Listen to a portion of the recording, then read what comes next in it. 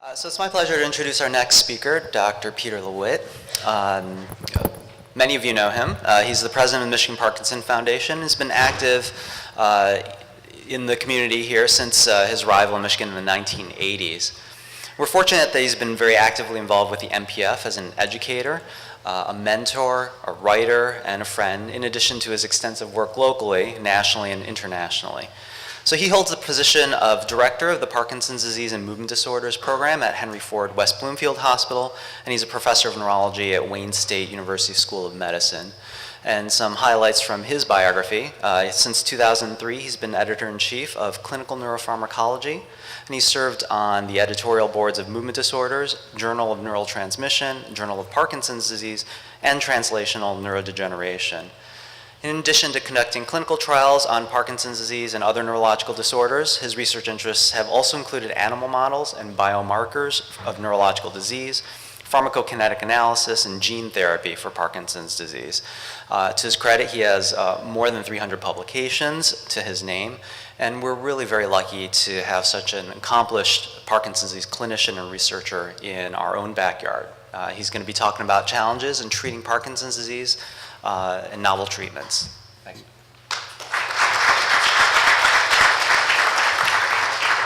Thank you, Kelvin, for that kind introduction, and I put up my disclosures there. You can find them in print if interested. What I thought I would do in the half hour or so is give an overview of some highlights of what's new in symptomatic therapies for Parkinson's disease that are evolving. And I thought it would be good to start out confessing the unmet needs and indeed the unmet targets of current therapeutics, because there's a lot of work yet to be done, as you heard from Hubert's overview of the challenges of this disorder. It's not just a brain disease of tremors and slowness of movement. Those are big challenges. But what we have ahead of us in the research community, and clinicians have to face these challenges daily, is this list of things: posture disturbances, people who have balance and falling difficulties, even the primary symptoms of Parkinson's like tremor and worsening of the disease are all challenges ahead. By the way, the slides that got reproduced are not exactly what this lecture is. It might make for some interesting bedtime reading, but these slides are yet to be sent to you if you want them. In any case, the progressive nature of this disorder, the global features of impairment, are indeed continuing challenges. But what we do have in current therapeutics are at least ways at getting at a variety of problems that a typical patient experiences at some point in their Parkinson career. Tremors and other aspects of motor impairment, the involuntary movements that levodopa can cause, dystonic features, drooling, and so on. As listed here, we have a number of ways of employing a variety of symptomatic therapies, expensive in some instances, full of side effects in others, but at least ways to control some of the problems. And what I'm going to give you is some highlights in this talk of what's ahead, things that will improve many of these challenges of making symptomatic therapy effective for patients. And a good example is the rolling walker, which has evolved to what's on the right, the U-step model, which has reverse brakes and fairly clunky, but that makes it happen. This is a very practical thing, probably has had, in my practice at least, as much impact on quality of life for many patients as the medications we throw at our patients. So we heard about the anniversary coming up, 200 years of James Parkinson putting this disorder into the print. Another milestone coming up is 60 years of knowing that a drug called levodopa can turn an inert striatal dopamine system into action. And Arvid Carlsson very nicely animated these reserpinized, these dopamine depleted rabbits to get up and hop away in 1957. The story of levodopa is fascinating, not only for its success, but the many limitations of how translation of an effective therapy took. It was a 10-year course of missteps and equivocal clinical findings that finally led to George Kotzias in 1967, 50 years ago, to get us to the point we are. Stan Fon and I reviewed this odyssey of a drug that fortunately is with us today for the wrong reason, because George Kotzias was not looking for a way to replace dopamine. He was looking for a way to make melanin grow in your brain, which was, of course, not exactly what it does. In any case, we have levodopa to thank for improving the disability of Parkinson patients, for really changing the natural history of this disease, which we really can't even study anymore. And in the past 50 years of having this drug, we know that patients can be very much maintained at a constant level. It isn't the cure, but it's the next best thing. The problem with levodopa, though, is that we don't know everything about it that we should, and I just will emphasize a few of those points in the next few slides. We do know it as the precursor of turning into dopamine, and it does so by an enzyme that has been thought to be ubiquitous throughout the brain. Now we know actually that there isn't as much aromatic amino acid decarboxylase as would be desired in the advanced case, and as I'll show at the end of the lecture, gene therapy is helping to reverse that situation. But levodopa is more than just that precursor, and recent research at the preclinical level has emphasized the point that levodopa itself is an active neurotransmitter, has pharmacological actions which might be related to its benefits or adverse effects. It actually is a precursor for another compound that is formed non-enzymatically in the brain and acts as an excitotoxin. Trihydroxyphenylalanine, or TOPA, is actually a glutamate agonist, and this property may be related to dyskinesias and possibly some other phenomena, including freezing of gait. It also is a compound that does havoc on the serotonin system. Fortunately, not everybody becomes scrambled in their mood or affect with respect to it, but it's a very profound pharmacological effect that levodopa wreaks on the synthesis of serotonin. And there are effects that levodopa has on its own enzymes of metabolism. This is just one of them. And keep in mind that long-term therapy with levodopa is so different than the first few years that we really should be understanding what is this pharmacological action as time goes by. Now, it is a simple process of getting levodopa into the brain. There's a transport mechanism waiting to get it in there, and once there, dopamine is generated fairly rapidly, within 5 minutes of arrival at the blood-brain barrier. It's also cleared rather rapidly, and the drugs that we have available to try and lessen its metabolism, namely the MAO-B inhibitors, don't seem to do a particularly effective job. As you can see why, because even if this enzyme is blocked, dopamine goes off in other directions. So it's really the delivery of levodopa to the brain from the blood-brain barrier and getting it in that leads to the constancy of effect that some patients need. And this challenge of getting it there has been met by a couple of new products that I'll be talking about.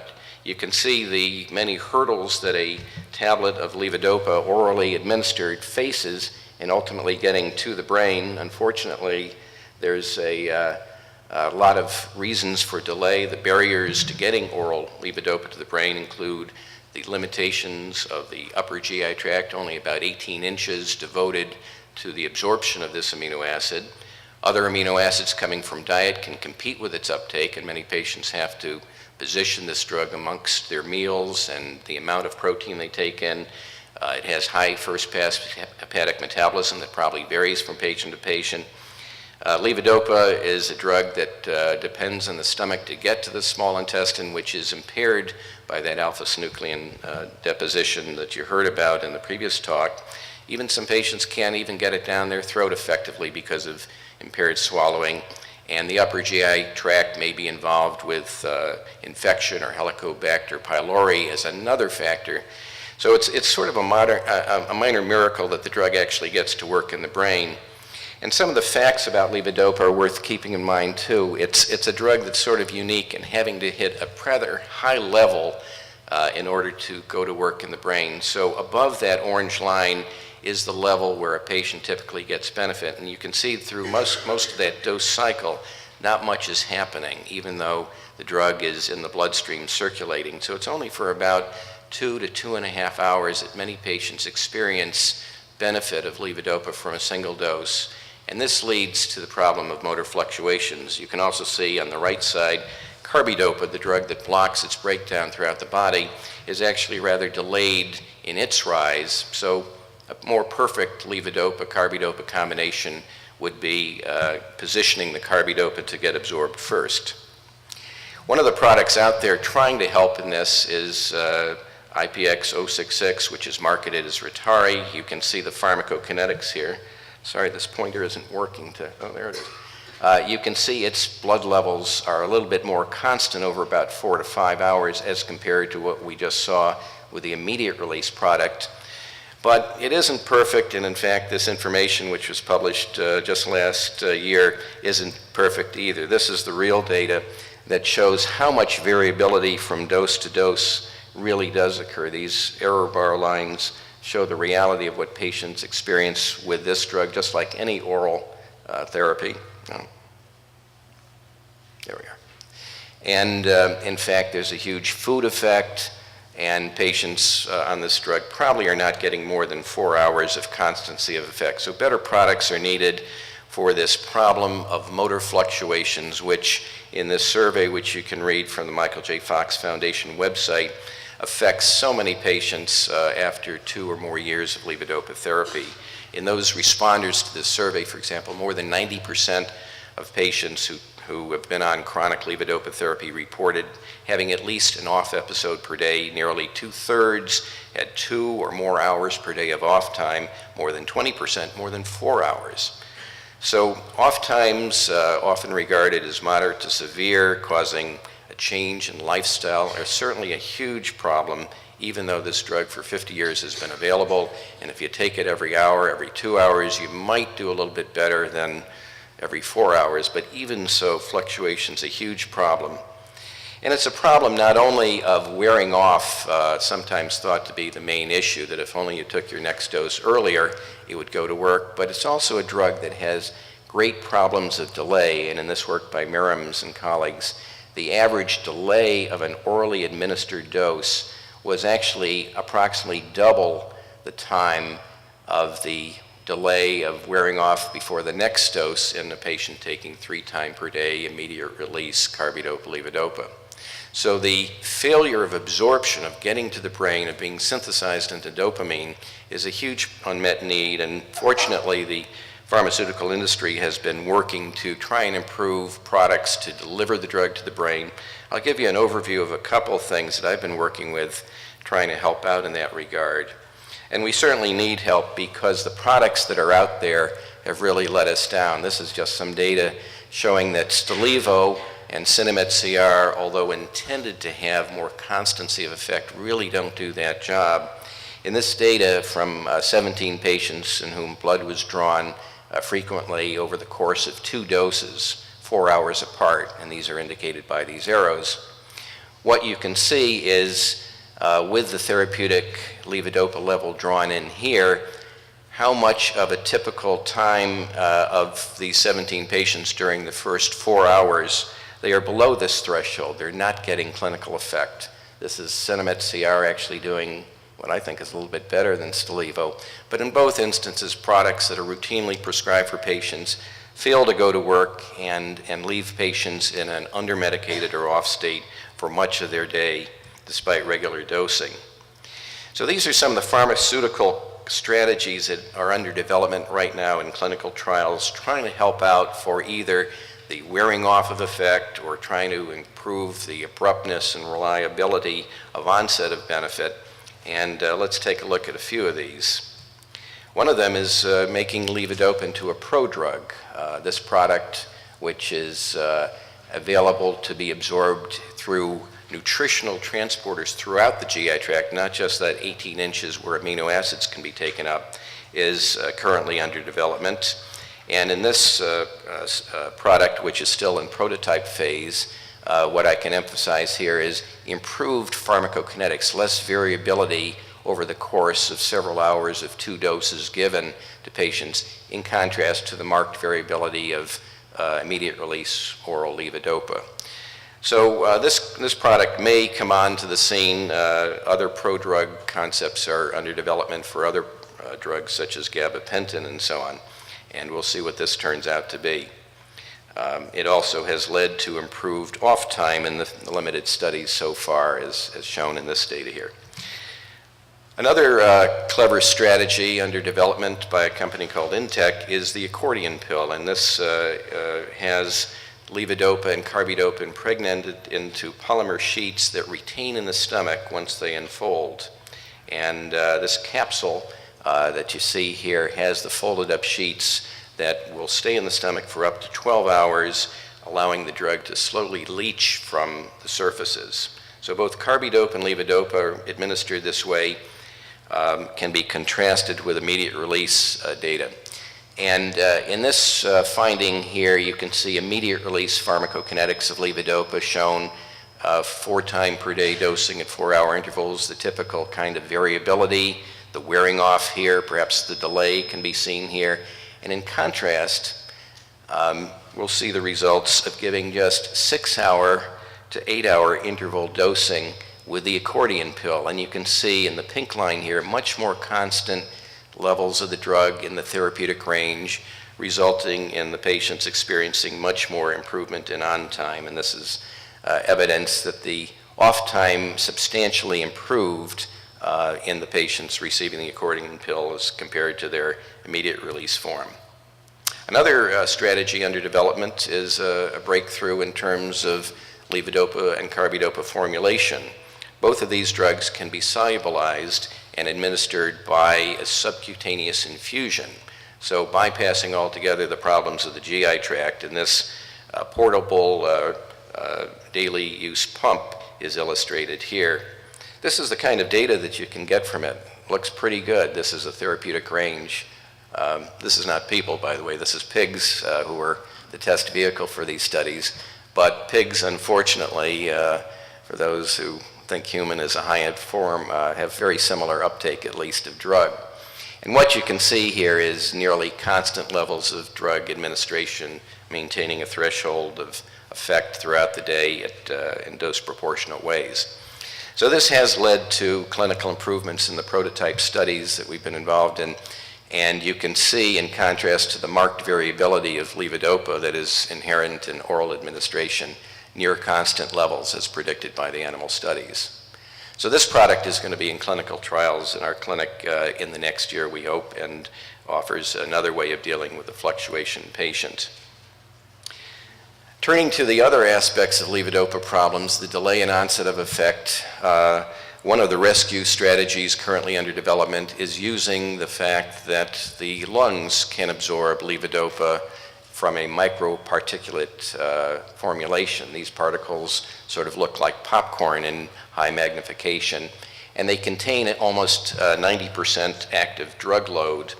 You can get tens of milligrams per inhalation into a patient, in other words, doses comparable to what oral administration achieves.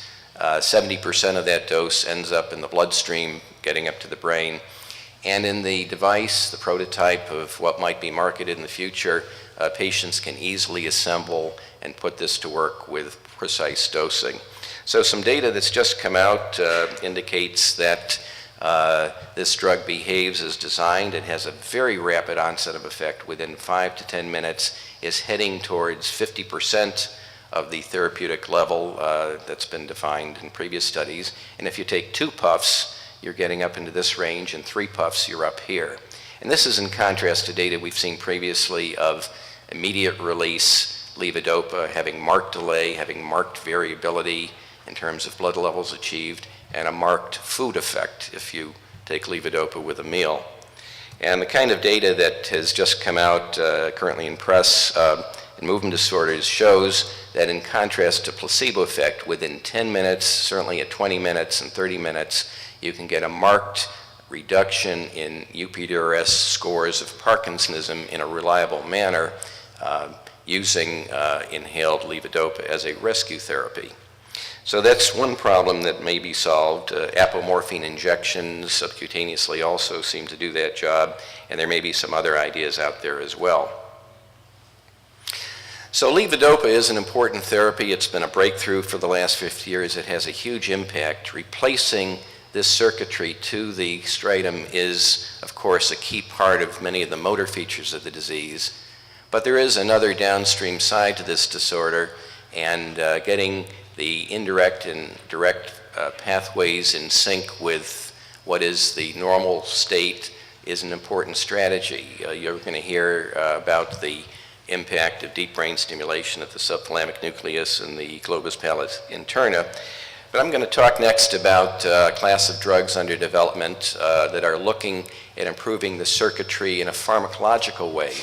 And in schematic form, you see here the normal dopamine system going up to the striatum, impaired in Parkinson's disease, where 60 to 80 to 90% by 3 years is typically lost. And this circuitry then becomes dysfunctional.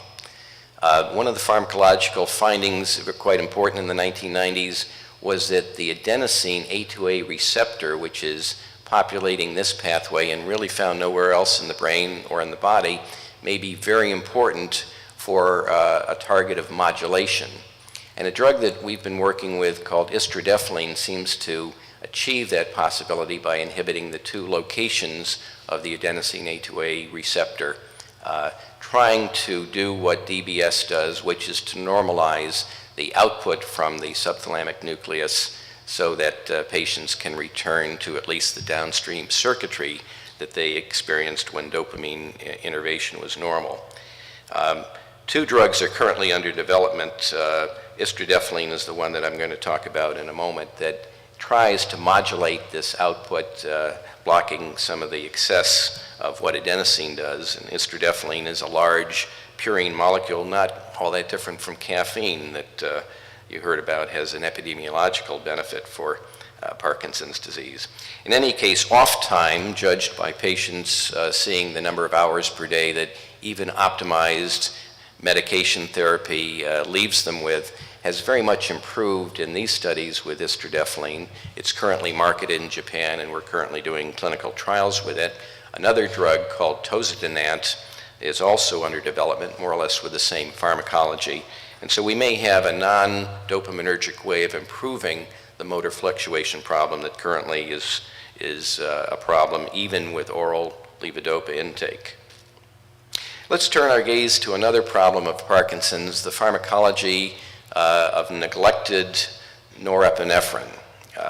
Norepinephrine is an important part of the disease. In this part of the brain, the locus coeruleus, you have as much loss of this neurotransmitter as you do with dopamine loss from the substantia nigra. In a very much neglected area of the brain, this area is also attacked by alpha-synuclein aggregations, causing degeneration of an important set of circuits to the brain that have many roles, including cognition and probably mechanisms of motor importance as well, including freezing of gait. So what can we do about this? Well, fortunately, the pharmaceutical industry has come through with a way to do with what levodopa has done for dopamine, now for norepinephrine. A compound called droxidopa has been available to bypass the biosynthetic pathway to get to generate norepinephrine, much in the way that levodopa does so for dopamine. And droxidopa is currently marketed in the US for treating orthostatic hypotension. It can be a very important adjunct, but there's another opportunity for that, which we're currently doing some research with, using droxidopa's conversion by dopa decarboxylase as a way to create norepinephrine in the brain. But if we give enough of this peripherally, 200 milligrams to be exact, we can block the peripheral formation of norepinephrine so as not to have the blood pressure enhancing effects, but rather explore it as a probe of what brain norepinephrine can do. And in this study, which we're currently undertaking right now, we're looking at whether norepinephrine enhancement can improve many of the cognitive problems of Parkinson's disease, working memory, executive function, perhaps other things going on in the thought process that can be impaired even in mild Parkinson's disease. In addition, we're studying patients who have freezing of gait because there's been a lot of interest in the role of norepinephrine in some of the problems of gait initiation, of the stress or situation-specific episodes of freezing that patients have, and which we're going to be hearing about later in this series. So this study is currently ongoing with using droxidopa up to 600 milligrams per day, and so far we think we're onto something. Finally, we'll get into the notion of how invading the brain pharmacologically can be useful. You're going to hear about deep brain stimulation in the next talk, but my overview here of at least 2 gene therapy strategies is dealing with some of the ways that we can transform the pharmacology of the brain for permanent benefit and using non-pharmaceutical methods.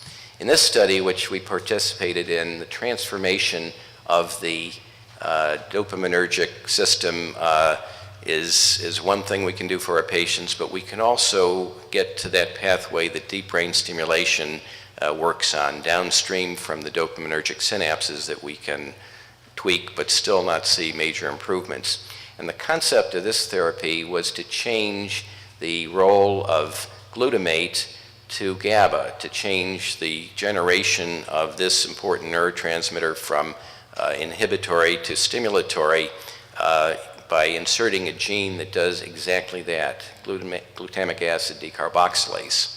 And in this project, we're essentially trying, as we did with adenosine antagonism, trying to decrease the outflow in this direction so that patients can get their downstream circuitry more in the way that they were before Parkinsonism inflicted its havoc on them. This study was carried out to see if UPDRS ratings in the off state could be improved, much as you would see with deep brain stimulation, and to see if other kinds of changes that are typical of Parkinson's, less off time, less dyskinesia, other outcomes of typical DBS could be achieved by changing the chemistry of the brain in this manner. And this study was carried out as a proof of concept trial. It involved putting the vector for bringing the gene into the brain right into the territory of the subthalamic nucleus, where the transformation of the neurochemistry from glutamate to GABA was the goal. And in this study, which has been published, we did see results as desired. There was a marked improvement in the primary endpoint in general as compared to placebo. There was improvement in a number of factors having to do, I'm sorry about the small print here, but improvement in the quality of life issues of decreased dyskinesia, of improved on time as compared to placebo treatment for many of the patients. And unfortunately, this product isn't currently continuing in its development. We just have had a look at the 12-month data. This is 6-month data, and there seems to be continuing benefit. I hope this will come back into the research community to be able to be used as a way to permanently improve circuitry of the brain and to show that you can safely change the genetic apparatus leading to neurotransmitter synthesis. The same concept has been looked at for generating neurotrophic substances, and currently there's a trial ongoing using gene therapy to transform circuitry of the brain. I'll pass by this to save some time here, to achieve the generation of L-aromatic amino acid, which is critical for turning levodopa into dopamine. This study is ongoing right now using a gene to drag in the enzyme to increase its synthesis rate of dopamine, and preliminary data so far has also shown that you can increase daily on time in those patients who are experiencing marked motor fluctuations. So I'll summarize the situation right now. We have a number of ways to try and improve motor fluctuations using rapid rescue strategies that are under development. We have ways to improve the delivery of levodopa orally that are under development and to infuse it subcutaneously in order to achieve much more constant effects. We also have a sense that many patients have more going on in their brain than just a dopamine deficiency in Parkinson's, and as a probe of norepinephrine, I have a lot of hope that replacing this neurotransmitter and perhaps some of the other biochemical changes that are signaling molecules in the brain, that we might also be able to achieve more on time, more improvement of currently unmet needs that aren't met by dopaminergic therapy, and that perhaps some of these symptomatic therapies might merge with the concepts of neuroprotection, for which many clinical trials are yet to be held, and perhaps the outcomes of Parkinson's therapeutics will be a lot better in the next 50 years than they have been up to now. So I'll finish on that note, be glad to open this to questions.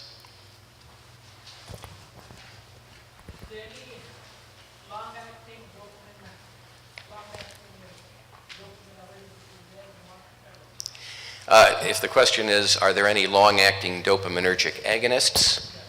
Yes, there are, first of all, 24-hour duration effect agonists that are currently marketed, pramipexole, ropinirole, rotigotine. And in fact, all of the agonists, even in their immediate release forms, are truly long-acting. They last in your brain for many, many days, actually. Currently, Pfizer is working on a selective long-acting dopaminergic agonist, actually two of them right now. And the improvement of selectivity, of weeding out the side effect profiles, such as impulse control disorders, dyskinesias, hypotension, all of these things perhaps can be improved by selectivity of future agonists. In addition, we're currently working with continuous infusion of apomorphine given by subcutaneous pumping. This can also offer very much improved symptomatic control, and apomorphine, an old drug from 1869, has a lot to offer for patients, and we hope that this therapy will be available. So a number of the therapies I was talking about are undergoing trials at our clinic, and if you'd like further information on this, please contact me, and we can let you know if patients are candidates for these studies or have an opportunity to be assessed for other research opportunities. Yes, one more.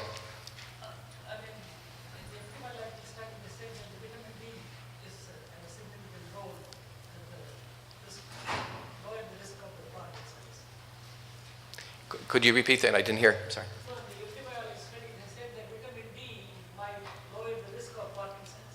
Oh, vitamin D supplementation. Yeah. Well, there's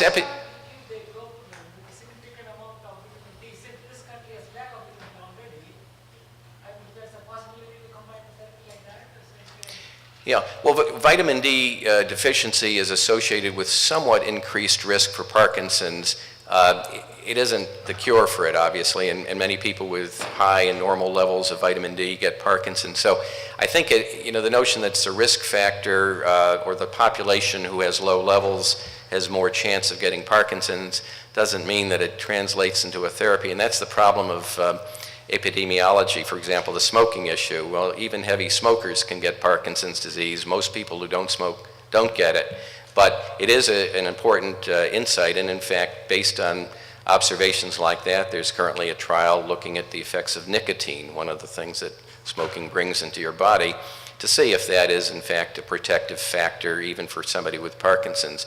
But with vitamin D, I'm not sure where to go with that. Obviously, people with low vitamin D need to get back to normalcy, and yet that isn't the answer for Parkinson's. So I guess I'll move on. Okay. Thank you very much, Dr. LeWitt.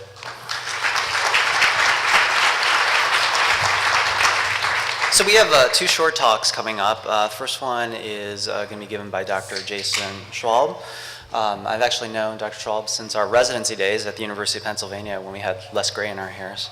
So after that, he went to do a Stereotactic and Functional Neurosurgery Fellowship at the University of Toronto, and then was on faculty at the University of Rochester for a few years before being recruited to the Henry Ford Health System in 2009, where he is the surgical director of the Movement Disorder and Comprehensive Epilepsy Centers, and a research scientist in the Center for Health Policy and Health Services. Like everyone, he's very well published in his field. He's the current co-chair of the Functional Neurosurgery Working Group of the Parkinson's Study Group and secretary and treasurer of the AANS CNS Joint Section on Pain. So let's welcome Dr. Schwalb.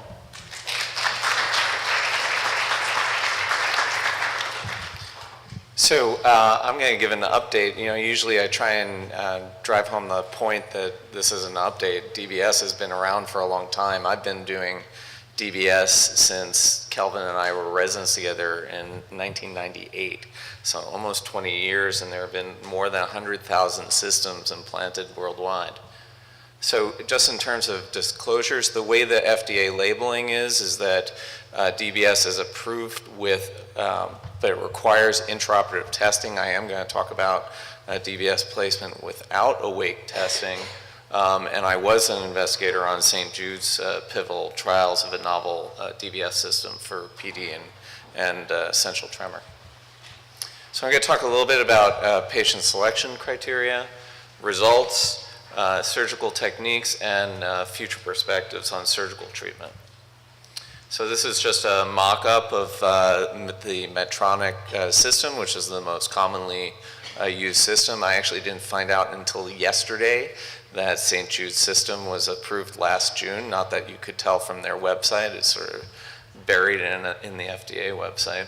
But it consists of the lead going into the head. The diameter of this electrode is 1.3 millimeters, very small. The 4 contacts give you a range of 10.5 millimeters, so you have some wiggle room for accuracy.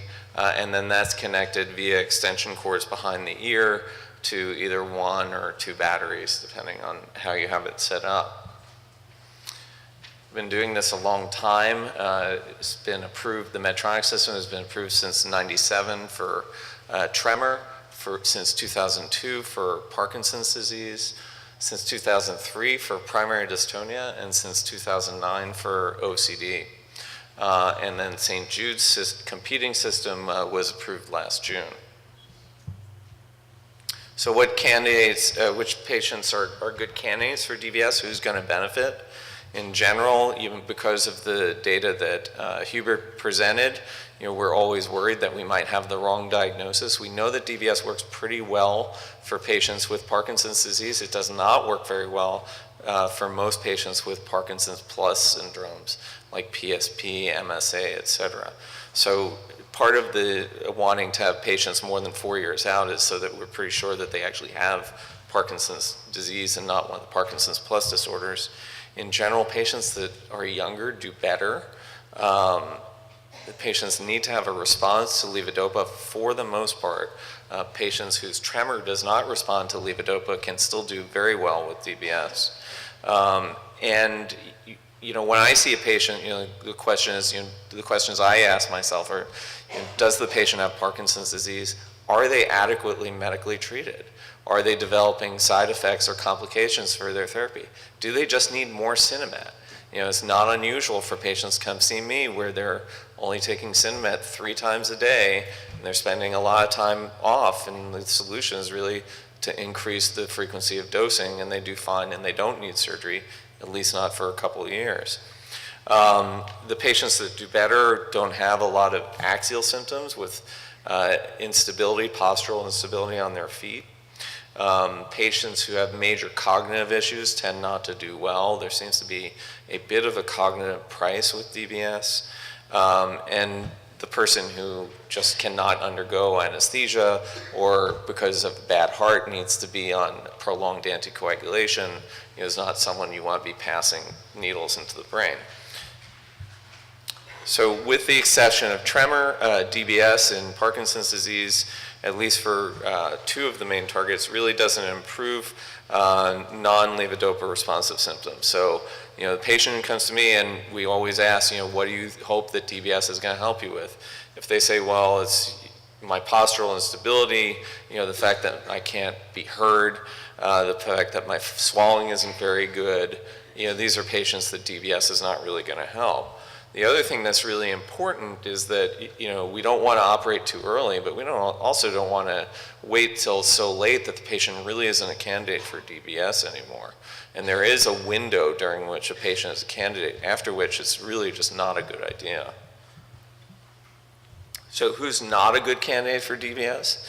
People whose main symptom is trouble with balance. DBS doesn't help that, might even make it a little worse. If their problems with walking or freezing as a result of medication, so they they just freeze, when their medication clears the system, as Dr. LeWitt was talking about.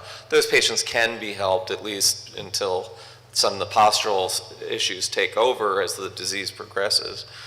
People who have problems with cognition tend not to do very well, especially if they're serious. And patients with other serious health conditions or, that make surgery too risky. So we've been at this a long time. There was this nice recent review by the group in Grenoble on long-term outcomes. And we not only have really great prospective randomized controlled trials with 6-month and 1-year outcomes and even 3-year outcomes now. We have results of prospective, not randomized trials, but where the patients are well followed at 10 years. And we still see really significant benefit even late with a lot of these symptoms, especially the cardinal symptoms of Parkinson's disease. So rigidity, tremor, slowness of movement or bradykinesia, and gait. And the real thing that DBS tends to help with is it smooths out those fluctuations. And Peter may put me out of business with a new drug where you don't get on-off fluctuations and people are at their best all the time. But I think, at least for now, there's still a significant role for patients who are having on-off fluctuations or have levodopa-induced dyskinesias. And, the improvements we see are not just that, the person shakes less, it's that their quality of life significantly improves. So this was the Deutschel randomized controlled trial. No, I'm sorry, this was a Deutschel, control trial of patients were randomized to STN DBS. STN is one of the 2 main targets we use versus medication. And no surprise, the patients that aren't doing well on medication that are DBS candidates continue to not do well on medication.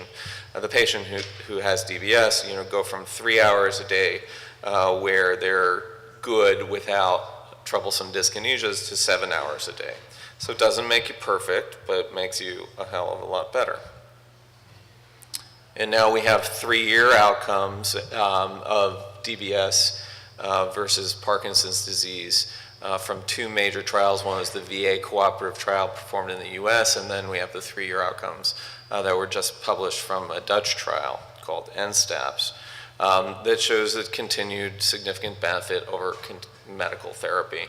There are some differences between the 2 targets, and this is somewhat controversial, and we sit and argue about them all the time.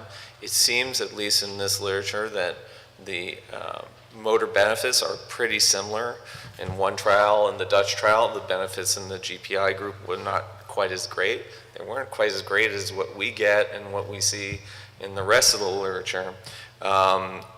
So I think there may have been some issues with either their implantation or their programming. But we do see some issues with cognition in the STN group that we don't see so much in the GPI group. So it's very variable. I know that our group has transitioned, most of our patients are getting GPI surgery unless they're really perfect STN candidates. I know that that's not true at a lot of other centers. So a lot of the literature has been about patients where they've failed everything, they're miserable, they've lost their jobs, and a German group led by Schwalb has done a couple of large trials looking at at what point should you be offering patients DBS. And because there's a fair amount of anecdotal data showing that you take a younger patient, they do well, maybe you get them before they lose their job, and they're going to keep their job, and that's in fact been borne out. And so they looked at younger patients, and there's really been significant improvement. And really, a patient who's had disease for 4 years, who's beginning to develop motor complications that are not effectively treated by medication, it's time to start thinking about DBS. In terms of the complications, this is from our systematic review that we published a few years ago, but it hasn't really changed very much. The risk of death is less than 0.5%. The risk of a stroke causing permanent deficit is less than 1%. At least with STN DBS, there's a risk of psychiatric complications. But the risks of continued medical therapy are not 0 either. It's sort of similar to what we see in the epilepsy literature. You know, the patients who continue to have ineffective medical therapy have problems too. And in that Deutschel trial where patients were randomized to surgery versus DBS, there was one patient who died from who died as a result of psychosis induced from playing around with the medications. You know, these medications are pretty powerful. So how do we do it? So I showed you the electrodes, they're quite small. The other thing is that our targets are quite small. So if we don't get the electrode within 3 millimeters of target, it doesn't work. So even though, you know, I work with Dr. LeWitt and Dr. Sideropoulos, who are expert programmers of these systems and can tweak them to minimize side effects, if I am off or my partner, Dr. Ayer, is off by more than 3 millimeters, it just doesn't work. So there are several things we do to try and confirm that we're right in the right place. And traditionally, the way to do that is to test in the operating room with an awake patient. So we can listen to cells and physiologically verify the target. And that can be with microelectrode recording, with macroelectrode recording, and just turning it on and seeing if the patient develops side effects or if the patient develops significant improvement in their tremor or rigidity. And then we place the system, and then the neurologists do a lot of the hard work with programming and finding the right settings with the best benefit and the least side effects. So this is sort of a mock-up of one of the main targets called the STN. And you can see the electrodes coming in on the right and on the left. You don't have to put in both electrodes if the person is very asymmetric, but we often do. And this is this other target called the GPI that we tend to favor in our shop. There's another, this is the target called the VIM in the thalamus that's very good for tremor. So patients who really have predominant tremor or for patients with essential tremor, this is really the target. Also, some patients with Parkinson's where they are at higher neurocognitive risk from surgery because their baseline isn't very good. You know, placing an electrode in VIM is often safer from a cognitive perspective and can still help the tremor. And the idea is you put this box on the patient's head, you get a CT or an MRI, and that gives you X, Y, and Z coordinates for every point in the patient's brain, or if you're Canadian, X, Y, and Z coordinates. And then we can plan a trajectory to our target and superimpose a brain atlas or a standardized atlas so we know where we want to be. This is actually a VIM case, and this is the STN, that small target that's about 4 millimeters from top to bottom. And we can plan our trajectories to avoid blood vessels or these fluid-filled spaces in the brain called the ventricles. And these electrodes that we pass first, you know, the 1.3 millimeter diameter Medtronic electrode is huge compared to this. You know, the tip of a microelectrode that we're passing into the brain is less than 60 microns. I don't know if I can get this to, I know what the problem is. I turned off the sound.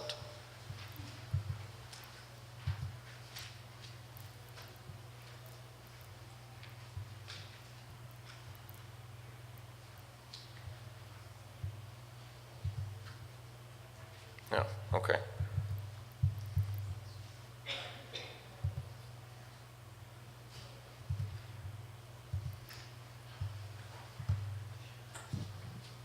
Do you guys have sound back there?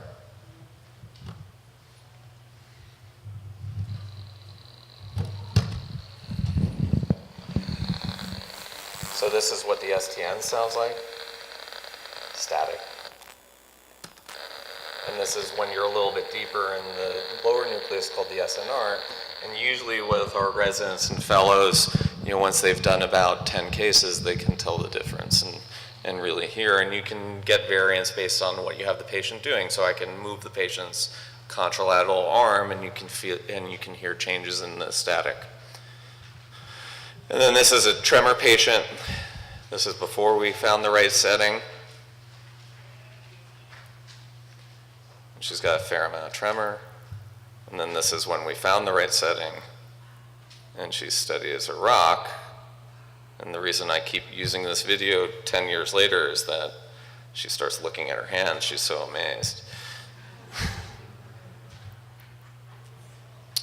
So the question is weight testing necessary? Because this is a big hurdle for people to go through, to take someone with Parkinson's and say, okay, we're going to put you in the OR, we're going to put this frame on your head, we'll numb it up as best we can, but it's probably not going to be that much fun. And then you're going to be strapped to a table with your head connected to the table for 5 hours as we try and make sure that we get this in the right place. 2 to 5 hours, depending on how things go. And so we and other groups have tried to do this with the patient asleep. And the concern has always been that you do your targeting, and what if the targeting is wrong? Or what if you open up the head and you let off some spinal fluid and some air gets in and you get shift. And then you end up more than that 3 millimeters away and you're screwed. You're not where you need to be. So one way to deal with this is actually to do it in the MRI scanner, where you can actually see it. So you can see that brain shift. You can pass the electrode. And actually the way we do it is that we take a lot of images and we make a lot of adjustments. So we're actually not doing a lot of passes into the brain to make sure we have the perfect setting. We take our time to line things up, and then almost always it's a single pass. And there is some evidence showing that single pass has less cognitive risk as well. And in our patients, our series that's in press now at Journal of Neurology, our mean error in placement from intended target is 1 millimeter plus or minus 0.7 millimeters for STN, and for our GPI patients it's even less. So I don't think it's really necessary. And I used to have patients come in and I'd say, yeah, we're doing this thing, and I think it's probably a good idea for you because you have claustrophobia, or because you're coming in and having surgery awake with you off your medications is just going to be too uncomfortable. I just don't think it's going to work. But microelectrode recording and awake testing is still the standard of care. At this stage, I say yes, it's not FDA approved, but our results seem to be as good in the 12 or so that we have reported, and then that we have good long-term outcomes on, and then also on the subsequent ones we've done as well. So that's really where I see things going, because I think this is just what the patients want. Even though my mentor in Toronto said that if he doesn't get to do microelectrode recording anymore, he's going to go sell ice cream or something else other than neurosurgery. So that's the way things I think are going. But what if the person can undergo surgery and one of Dr. LeWitt's new drugs really isn't doing the trick? So what if the risk of anesthesia is too high, need to be on anticoagulants or antiplatelet agents? Stereotactic radiosurgery is an option. This is an ablative procedure. It's really only used for tremor with that thalamus target. I don't know anyone who's doing radiosurgical subthalamotomies or pallidotomies. Definitely not pallidotomies. It's too close to where the visual system is. It often takes months to see effects, and if you miss, you got problems. So if you're 3 millimeters off with a technique like this, you got a big problem. You also can only do one side because the risks of doing both sides is significant. A lot of people, ask us about MR-guided focus ultrasound. This is a nice alternative, although, the patient still, you do create a lesion, you create a hole in the circuitry at one point in time. Unlike radiation where that's slow, this is instantaneous. So again, you can't be on aspirin, Eliquis, Coumadin, etc. The nice thing about this is you can do awake testing, but there's no radiation, but this is investigational. You still have to be there in a frame so your head doesn't move while the ultrasound is being delivered, because the algorithms to make sure that the ultrasound is properly focused, you do still have your head shaved. Sometimes an issue. Again, you're limited to one side because of the risk of bilateral lesions. So future directions, I think as we get better ideas of DBS mechanisms and modes of action and better understandings of the neuronal circuitry, we'll have better luck and better success rates. I think there probably is a role for focus ultrasound, and there will be a trial at some point, versus DBS, at least for essential tremor. We're still, refining our techniques. and refining our target selection criteria. There's still a lot of controversy over what's the best tremor. And frankly, a lot of us superimpose our own biases on that. And then, I think one of the big things that's very exciting is that at least Medtronic has developed a whole research protocol with this brain radio, where it's not just, a pulse 60 times a second of a certain pulse width, that there's a detection mechanism that's more like, instead of the cardiac pacemaker that's just delivering shocks all the time, there's a component that reads what's going on in the brain and only delivers a shock when appropriate, only delivers a pulse when appropriate. And we may see even better effects from that as opposed from tonic stimulation. And I think we'll see new targets, new indications, and new technology. Thank you.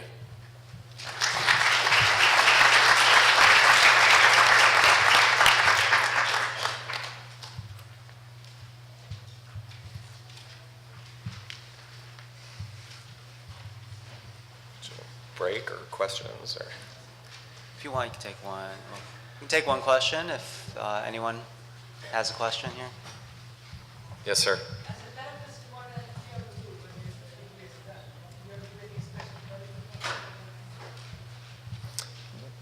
In terms of physical therapy?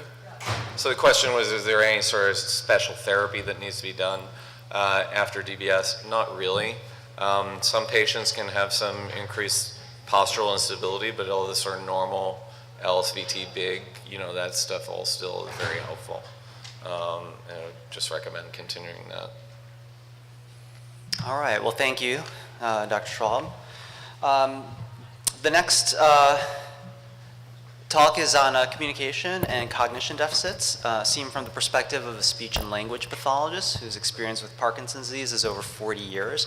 And that's Dr. Richard Merson, who recently retired from his full-time position as the coordinator of special clinics and research in the Department of Speech and Language Pathology at William Beaumont Hospital, and is an associate professor of Oakland University William Beaumont School of Medicine. He does, however, continue to practice on a part-time basis. He's been the chairman of the MPF Professional Advisory Board and now is the secretary with MPF's board of directors.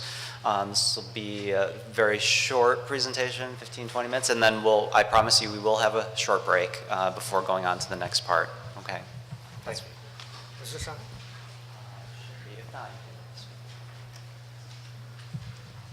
Can you hear me? Is this on? Okay. Not going to take a lot of time, but I did secure this moment to let you know that rehabilitation is pretty important too.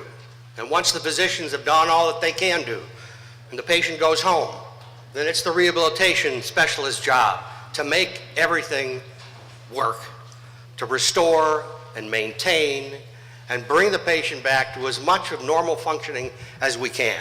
And we're physical therapists and occupational therapists and speech-language pathologists and neuropsychologists and psychologists and psychiatrists and medical social workers to take these patients with the Parkinson's symptoms they have and make it work at home. And this first slide is just to show you and remind you of the diversity of patients that we see. And the patients that I have displayed on this first slide maintain their work. We have an astronaut, Richard Clifford, who really got into the shuttlecraft and did a spacewalk while he had Parkinson's, only to his knowledge and his supervisor's knowledge, and did quite well. And of course the Pope, and Michael Fox, and Janet Reno, who continued to be the Attorney General of the United States.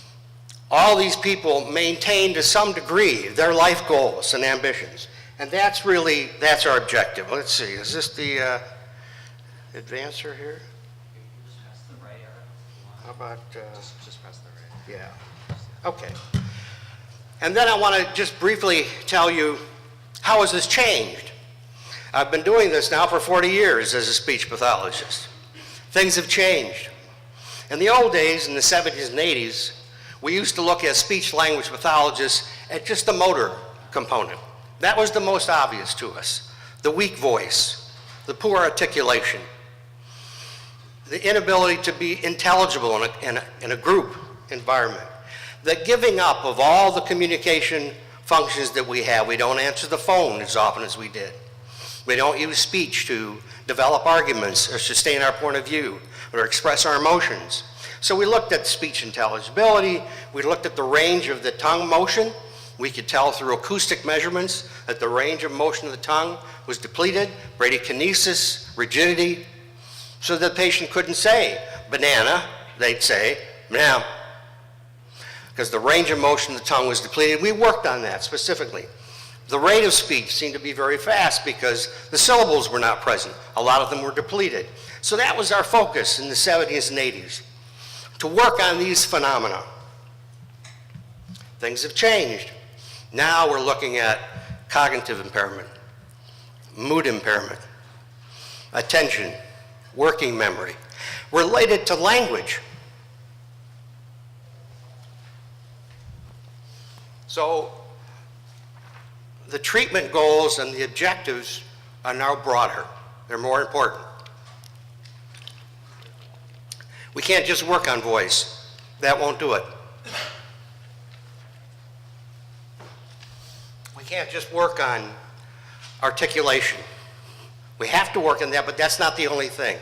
Now we have to look at decreased language comprehension. Well, how is that possible with a motor disorder? Well, now we know, as you've heard from the lectures this morning, it's a sensory deficit. It's a frontal lobe deficit. So we're getting symptoms of individuals who are having difficulty finding words. Not like an aphasia or a stroke patient. They're having difficulty with working memory, with changing attention. Executive function. They're maintaining their jobs, they're going to the office, but it's a little more difficult to put different features together to make decisions, to solve problems. So it's our goal to take all these features and make it functional, to develop drills and routines and practice items so that the language features and the cognitive features and the speech and voice features are less prominent. We know now that it's not just a motor problem. We've heard that this morning. It's pretty clear. We know now that we have to look at voice and articulation and cognition and memory. Swallowing. Swallowing is a big part of working with Parkinson patients. If they can't take their medications, that's not good. If they forget to take them on time, that's not good. If they take them during the meal or after the meal, that's not good. So we try to focus on how do they remember to take the medicine in the appropriate sequence and not to choke on it. So swallowing, psychosocial development is important, and we work on those features too as we see them in treatment. Respiratory factors, they don't walk as much. They can't take as deep an inspiration. We try to get them out there and do as much exercise as we can to maintain those features. So now the treatment paradigm has changed in 40 years. We don't just treat the impairment. We treat the disability. We want to make them functional in the environment in which they live. And we can't do that by just seeing them. I used to bring the patient to my office and close the door. Patient, spouse, caregiver are all in the room with me. We have to work together. If the caregiver or the spouse can't get the items and drills that we've recommended, it's not going anywhere. Technology, we have to have technology and feedback. I use iPhones now and iPads to facilitate the drills. Support groups, we couldn't do it without support groups. If the individual stays at home, reduces their activity, doesn't see family, doesn't like going out to eat, we need to get them to support groups, to give them that strength and that understanding of what the problem is and how others do it, how they can do it. Support groups are critical. We can't do it without interdisciplinary. That's why I insisted that I wanted a few minutes right here this morning. We can't do it unless we all work together. From the neurosurgeon, to the epidemiologist, to the speech pathologist, physical therapist, we have to work together. We used to think that impairment was the big problem. You tell me what's wrong, and I'll give you a medicine or an exercise and get you better. That's not it anymore. It's disability. What is it about the characteristics and features of the impairment that you have that's disabling you, that doesn't allow you to go back to work, back to school, to maintain your life goals? So we focus now on the disability. It's not just the outcome of the deep brain stimulation, it's how does it change the quality of life. And now cardiologists, from neurosurgeons to speech pathologists, have to meet that goal. How does it change quality of life? Canada did a wonderful study. You know, the epidemiology studies Dr. Fernandez mentioned have been conducted in the United States, in Europe, Australia. Canada just finished theirs a year ago, and it was just quite amazing. And it was interesting to see how they're planning for the next 30 years. They're concerned about the number of patients who are going to have epilepsy, multiple sclerosis, and as you can see, the Parkinson's. The Canadians predict they're going to double the number of patients they're seeing with Parkinson's. So they better have enough speech pathologists and enough neurosurgeons. Canada has a population of 32 million people. California has 38 million. We have 320 million. So our numbers are literally 10 times the Canadian numbers. We have a huge obligation coming down the road. But I'm retired. I'm not worried about that. This is a nice chart to show you how Parkinson's becomes a part of the prevalence. 45 to 50 years of age, 46 individuals out of 100,000 in Canada. That's more like 400 here in the United States. By 60 to 64, that increases eightfold. 327 men per 100,000. By 80, 2,300 per 100,000. Those are huge increments that we have to be prepared to manage. Now, this is the stuff. The number of new patients per year is growing dramatically and will double because our patient population is getting older. We have to be prepared for that. This is a little chart of our Beaumont inpatient rehabilitation facility. The green line are PD patients. The blue lines are stroke patients. We see a lot of stroke patients in our inpatient, in-hospital facility. But in 2008, we saw 6 patients in 1 year on our inpatient rehab. In 2012 and 13, we saw 28 and 35.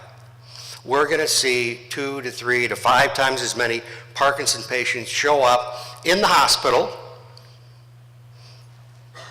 Cardiac illnesses, pulmonary, hips, knees. But if they have Parkinson's, we're not going to let them go unless we put them through the rehab unit.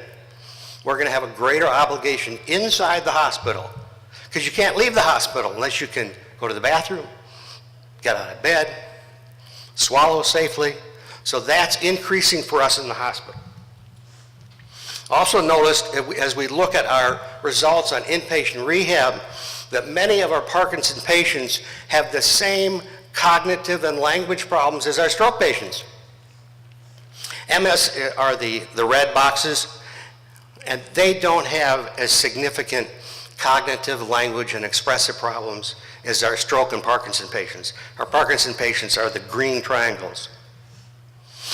And the front part of this chart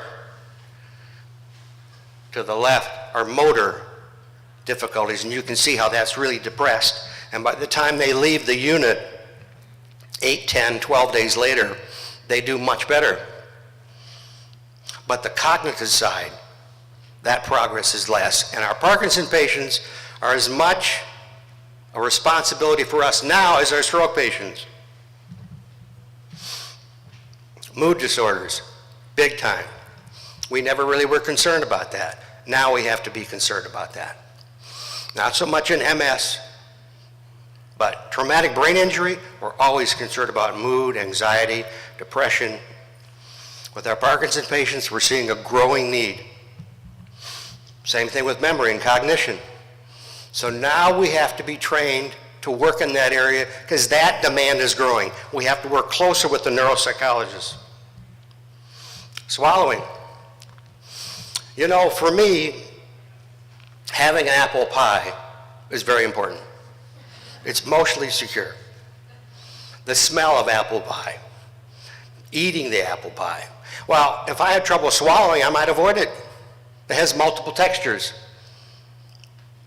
You know, if eating is something you don't find pleasure in, you're not going to eat as much.